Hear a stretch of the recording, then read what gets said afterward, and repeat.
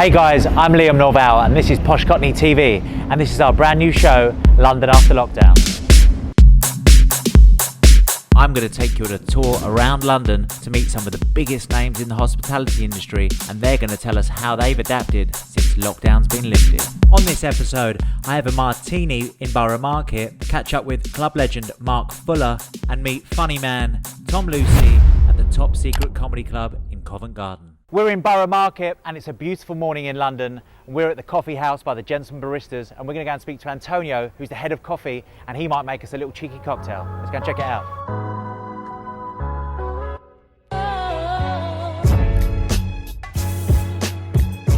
Hey guys, how are you?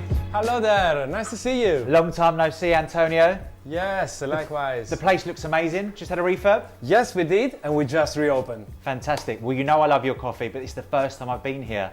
What are you going to make for us today? Well, I know you love the top hat, so I'm using it, but as an ingredient for an espresso martini. How does it sound? Well, it's only the morning, but let's do it.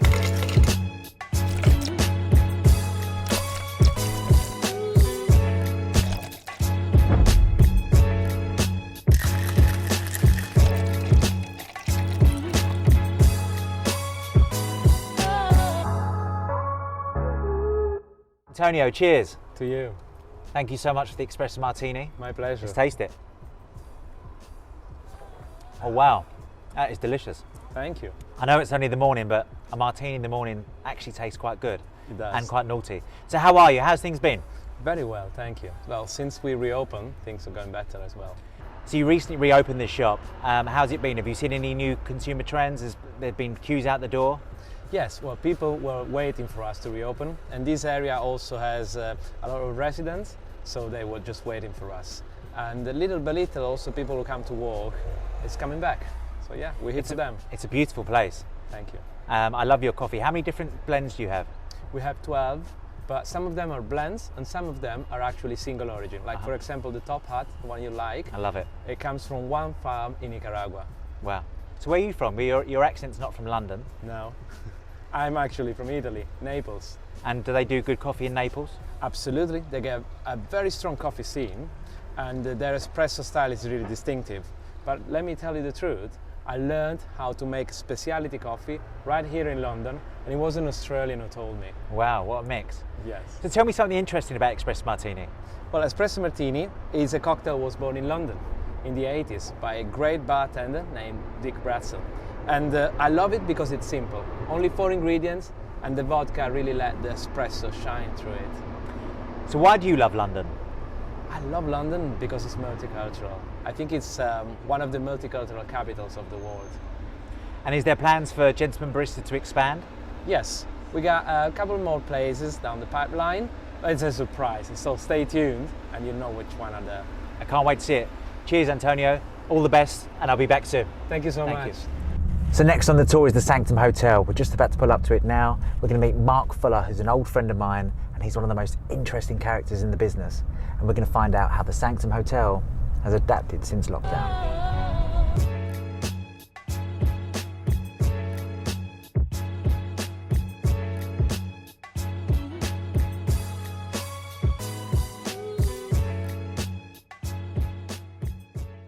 Mark Fuller, how are you? I'm all right, mate. Thanks for coming on Posh Cockney TV. You're very welcome. It's good to be in Sanctum. I've spent many a night on here, as you know. You have, haven't you? I think I might still have a bill or two for you. I think my car's going to be meeting me outside very quickly. Exactly, yeah, we got declined. But there you go. So how are you? So lockdown's lifted. So lockdown's lifted. It's still a tough one. It's going to be a tough one for the industry. It's, you know, when we did the Soho Festival, which has been very successful, and it shows it very much so because we're in Warwick Street, West Soho, one step off Regent Street. We're a hotel, so we've got 30 rooms. We're a bit crazy, so we don't have your regular people staying, thankfully, because there's no regular people around. So we have the more eclectic people that like to stay in Soho. They didn't understand during the lockdown that the essential stay didn't mean that you could empty the minibar, but now they're very happily emptying the minibar. We've had to make some big changes. Obviously, you know, you've got the social distancing thing checking in. We've got a very famous hot tub on the roof. Is it in play? It's in play. Great. But we're obviously making sure that individual rooms use it, and then they have to wait, and you have to book and everything else. The famous rooftop residence bar that was normally open 24 hours, we don't open. Yeah. We open until 1 o'clock in the morning because there's no nightclubs open. Yeah. And I don't really want to be a nightclub. No. And I think people are clearly looking for other things to do. You know, the nightclub industry, I don't think it'll come back until next year. So, you know, I want to maintain the social stance within Soho, that we support the Soho Festival. So probably out of the 10, 15 rooms, we're about 40, 50% this weekend. The majority of people are going to the Soho Festival. And after a bit of a rocky start as far as people's perception and, you know, people forgetting that we're in the middle of a pandemic. Yeah, it had a bit of bad press that first weekend. Well, it did, but you know what? I've just come from a meeting with the council. Right. And they're really happy because what's morphed, instead of it growing into the first night, which it had the potential to do, what happened is we had the first day, and I was really stunned with the amount of people that came there, because literally, if you walk up Wardour Street and you turn into West Soho, you're walking from liveliness into a ghost town. Yeah. We're standing here in Warwick Street. Pret-a-Manger is now shut at 2 o'clock in the afternoon. Well, they stay open for anything. Yeah. Right. Okay. There's nobody in this area, and the only people that we have in this hotel are people in for business or people going to the festival. And there's very little action. If you go on Oxford Street or Regent Street, lots of shops closed. There's lots of shops boarded up. Your Mangoes and all that sort of stuff. TJ Lewin. That must be worrying to you. It's very worrying. There's no offices back at all. So as I said, I've just come from the Soho Festival Committee, as it were, run by my great friend Victor Garvey, who's got an amazing restaurant called Solar. And the reality is everyone's saying the same thing. There's no lunch business. There's no business Monday, Tuesday, Wednesday. But because of the Soho Festival, Thursday, Friday, Saturday, it's amazing. It now resembles a balmy Parisian street with a bit of fun going on. We recognise that on the first time, as I say, the people going to the shops, getting takeaways and everything else, you know, and then sitting in the middle of the street did not help. So the group have voluntarily offered up to the council, which is amazing, that they only will do no takeaways. We've asked all the off licences to shut in the afternoons, which, you know, my argument with the off licences is, yes, we're taking something away from you, but if there was nobody in the area, you wouldn't be selling any Mars bars. You know, so they're quite happy with it. The council think it's a super idea. But you know what? One of the most amazing thing that's happened there, I've been in Soho, blimey, certainly 35, if not 40 years. And at the beginning of Soho, when we were there, when it was sort of half a sex area, and certainly not as salubrious as it is now, we all knew each other. Whether we liked each other or not was a different point, right? But we all knew each other and everything else. And that over the years, okay, I haven't been in Soho, but it kind of, even though there's lots, and the whole point about John James's thing was that they're all individual operators. And these individual operators, because of the whole PC corporate thing and chain thing and everybody that opens a restaurant thinks it's going to be a chain and everything else, we all started working individually. And what's happened is that 50, 60, 70, maybe even 100 businesses have all come together and we're all talking. And I love it because I think it's great. I'm a hotel. I'm outside Soho. I actually didn't know anybody in Soho bar 1 or 2 people. And now I know everybody. And we all talk to each other. We all had there was not one, in an hour and a half meeting, there was not one disagreement. We're all working together. And I turned around to the council and I said, listen, what John James has achieved here is to put us all together as one vocal group of businesses in one very, very special area. And we speak as one. And this council guy, he said, yeah, it's blown our minds. He said, we thought we were going to have to deal with 100 different arseholes, basically, you know, but suddenly we're all talking as one.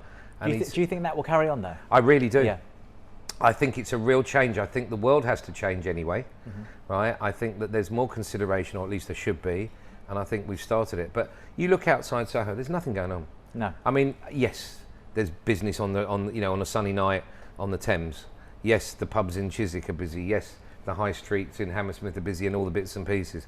But the reality is if you want to find a social hub, there isn't one apart from Soho. And currently, it isn't really there except for Wednesday through. But it's quite nice on Monday and Tuesdays. We've been out there Monday and Tuesdays.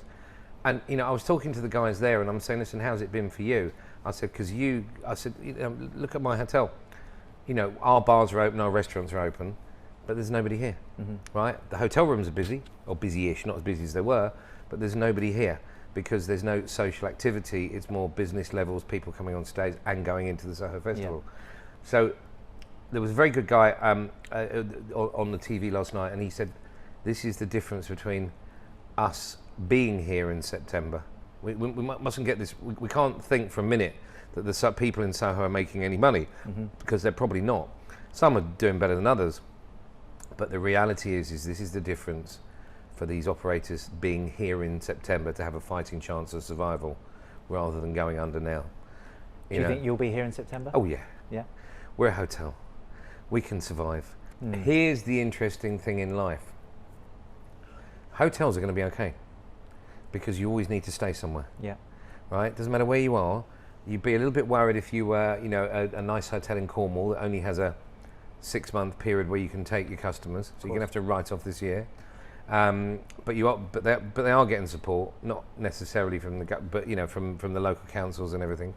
But I think hotels certainly. This is like you asked me, am I going to survive? Well, yeah. The bottom line is my only concern as a hotel is if all the big brands open up and offer ridiculous deals. Yeah. Because if you're being offered a penthouse in the Mayfair for the same price as one of my rooms, as much as you love me, you're probably going there. I was going to ask you about your pricing. Have you had to adjust that at all? We have a little bit, but we're only little, and we still offer that. We offer a pared down version of what we do, right? I mean, the Karma Sanctum Soho is really a hotel, come restaurant, come bar, come members club, come nightclub, come music venue, everything. Very tongue in cheek, and we're quite quite rock and roll. So I think that we offer something a little bit different. And during the lockdown, we had essential stays, and one of the essential stays was a quite famous musician. Okay. Who I don't want to mention, but we said just wander around. It's like The Shining. So we come in, and there he'd be behind the bar getting his own ice, and there he'd be in the kitchen cooking up his own dinner and everything else. I had to give him a deal, but everything else. So we've gone back to before lockdown. I hit a very interesting formula. We have 6 or 7 types of rooms. When we first built the hotel, or when I first built the hotel, we had small rooms, which we now call compact rooms, but they used to be called crash pads. I built those, one, because I couldn't think of what else to do with it. A tiny little room, you can't swing a cat, you get a bed in, a mini bar, and a shower. And we offered them out relatively cheap, and those are the rooms for people like friends of mine like you. They were marked "Do us a favour" rooms. I can't make it home. Yeah, I believe your name is on a couple of those. Cheap, cheerful. Yeah. Come in, get your head down, wake up with your sticky mouth, wash it off, and then head out. And then we have superior rooms, which are nice, decently priced ones, and then you go up to the deluxe rooms, which are quite smart. Yeah. Still in a boutique, so they're nowhere near as big as some other hotel rooms. And then you go to my most popular junior suites with the bars in the middle of the rooms and the Swarovski crystals and everything else. Before lockdown, what I thought, hang on, what we were generally doing is selling a lot of the lower category rooms, and then because we weren't selling any of the higher rooms much, because frankly there were amazing deals out there, because let's face it, the industry both in restaurants, bars and hotels was not great at the beginning of this year. Maybe it's because everyone was expecting this, maybe it was Brexit, it was all of it. There was lots going on. Lots going on. Yeah. So I hit on a formula where actually, let's call a spade, and I kept my lower room prices relatively high, and I reduced my suite prices to something, because they're our best rooms and they're our best memories. Yeah. And hotels are made of memories. Of course. So I thought, why am I trying to go into competition with all the other big hotels that are offering these amazing suites and everything else? Yeah. Let's just treat my suites as normal price rooms and my smaller rooms as the favour rooms. And it was massively successful. So what I've done actually now, the only parameter that I've done now is I'm going to look at what people need, and my smaller rooms, which, because there's no business going on and there's no tourism going on and there's no requirement, are really needful rooms.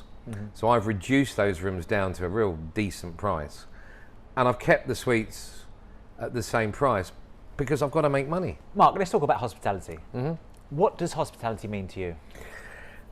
Well, that's a very interesting point, because the reality of what's happening now has reignited my thoughts and perception of hospitality. You know, when we first started, when you were a promoter and I was a fat club owner rather than a fat hotelier, you know, the perception was it was all about the vibe, and it was all about is Beyonce coming tonight, and it was all about, wow, that was a great night. And you know, you finish on the night and you've got home and you get absolutely wasted, and you wake up in the morning and the world, you're in this funny little nightclub bubble. Yeah. And that was all that it just seemed to be what it was all about. Right, okay? And then you move on and you get a bit older and everything else, and then it becomes a whole corporate thing. Because, you know, in nightclub and hotels and everything else, you don't forget, you know, I was in business with Marco White for a long time, who's a very passionate chef, amazing chef. Gary Hollyhead, Luke Thomas, you know, and there was a passion about food. But everything until, you know, then the world got taken over by TV chefs and everything else. The bottom line is it became all very corporate. And it all became about the money, and it all became about who's got the Ferrari and everything else. What has happened now is, in my view, is that hospitality has become exactly what it says on the tin. We now, as hospitaliers, or whatever you call us, the hospitality industry, now need to deliver to the customer what they want within reason. Pre-COVID, you could go into a restaurant and say, or a hotel, and say, yeah, I want the bed turned upside down, I want pink sheets, I want, you know, pink ice cubes, and you'd have to do it, right, to just keep the business. If you phoned up at 4 o'clock in the morning and said, I want an egg sandwich, you'd have to have it, you know, and everybody got everything, what they want, with largesse, and asking for deals. Now, the public has respected, will respect what's going on with us, because they can see that it's there, and we, in turn, our largesse has turned to gratitude, and the customer's going to get a better deal, and we're going to enjoy ourselves more, because I think the hospitality business has to go back to doing what it says on the tin. Where did the creative inspiration for Sanctum come from? Well, it was a very easy one, actually. It was back in the day. I mean, as you know, my history was Sugar Reef, Red Cube. I sold them. I had the Embassy Club. I went into business with a very amusing gentleman called Andy Taylor, who was at that point the head of the Sanctuary Music Group.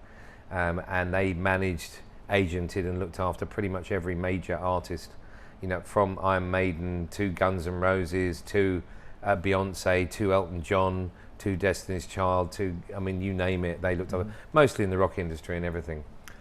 And my great friend Rod Smallwood, who manages Iron Maiden, he said to me, in 35 years of touring, he said, never once have I ever found a hotel that told the truth.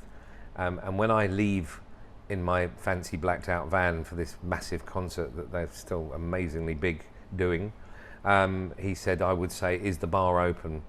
And of course the concerts generally finish, you know, 11:30 by the time you get out the venue. And he said 9.5 times out of 10 he would appear back into his hotel with an entourage, whether it be LA, whether it be Mexico, whether it be London, whether it be Wolverhampton. Not sure they've ever played Wolverhampton, but have to check. But yeah, check if there's a venue big enough. But you know, and that there was nowhere really for the band and Rod and his friends to relax and everything else, because what they actually meant was that there may be a man doing the hoovering that could go behind the bar and bring you a gin and tonic without ice because you've got any ice left, with the lights up. And I've seen it myself, and you know, a couple of times on some of the big gigs and everything, I have the title of chief bottle opener with them, and I go and open a few bottles. Yeah. So, you know, it's right. And the same thing applied when I got involved in the festivals. I mean, I did 16 years in Hyde Park for the festivals, and the reality is they used to call hospitality hostility, right? Because everybody wanted something that they didn't want to pay for.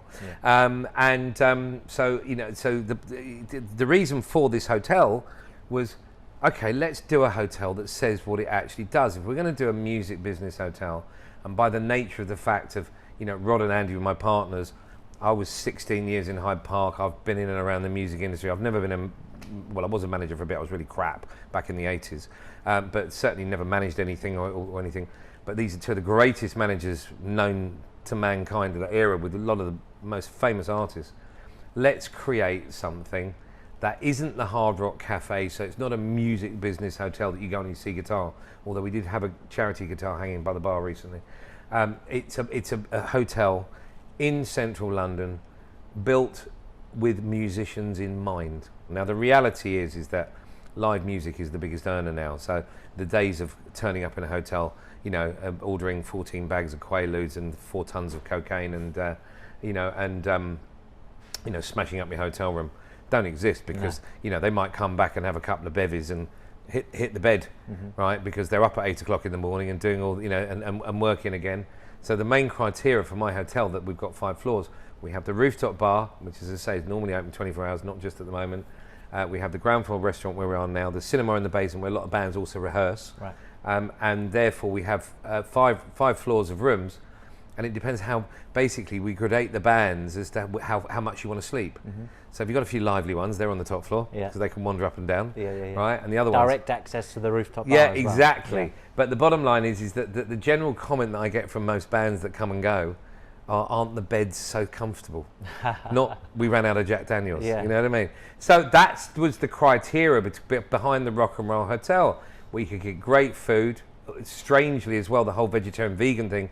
You know, I got involved with Chrissy Hine from the Pretenders recently, where we've done her menu. And that's a big thing now, because a lot of people are very health conscious in the music industry because they've got to work. So we've got this really tongue-in-cheek thing where, you know, it's a rock and roll hotel. The reality is that the rock bands are the least badly behaved. It's the sportsmen. We have a lot of rugby stars coming here. I shall mention none. That come here, and they still know how to really enjoy themselves, and they're also almost traditional. So we built this rock and roll hotel, and the whole point about it is it's a rock and roll lifestyle. So when you ring down at 4 o'clock in the morning and say, can I have a bottle of Jack Daniels and 4 Cokes, we just deliver it. We ask them how many glasses. We don't go, oh, I'm sorry, sir, it's 4 o'clock. You know, when you want to come back with, you know, 10 of your best friends and go and sit on the roof, no problem, right? You know, we built all the rooms so ridiculously soundproofed. The only issue we have is most people complain they can't hear room service knock on the door. Having a rock and roll hotel, do you encourage naughtiness then? Well, I think you should always encourage naughtiness, shouldn't you? I think that's what life goes on, right? Sure. You know, I always say as long as it's vaguely legal, it's okay by me. But yeah, listen, of course, you listen. You know, again, in this climate, we have noted. There's one thing that's absolutely for sure.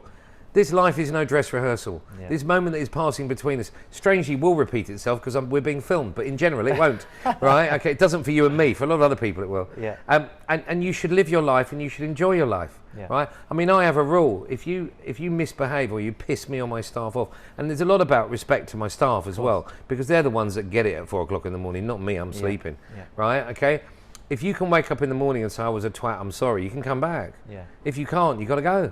Or if you repeat it again, you got to go, because again, I have a respect for my staff, and I have respect for what I do, and I have a respect for my other guests. You know, so yeah, naughtiness, no problem, right? You know, hotels are traditionally places where you generally aren't with your own wife, where you are generally out having fun.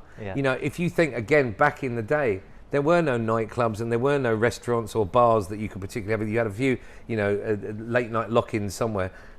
All sorts of activities went on in hotels, you know, and they probably, and they still do.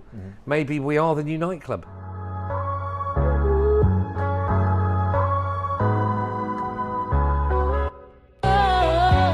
So we've come to Covent Garden to see my friend Tom Lucy at the Top Secret Comedy Club to find out how we can save comedy in the UK. Tom Lucy, thanks for coming on the show. How are you? I'm very well, yeah. Thanks for having me. So we're here at the Top Secret Comedy Club in London, and it means a lot to you, this place, doesn't it?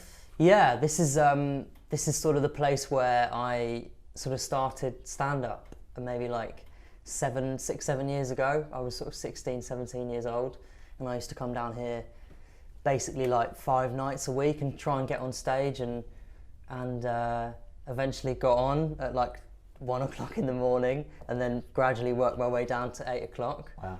And yeah, it's still here, and it's become like a proper sort of cult London. I think anyone who lives in London who loves comedy will know about this place. So when you was a young boy, you always wanted to be a comedian, or do you have other goals? Yeah, no, it was weird. I never really had any other sort of ambitions. It was always what I wanted to do.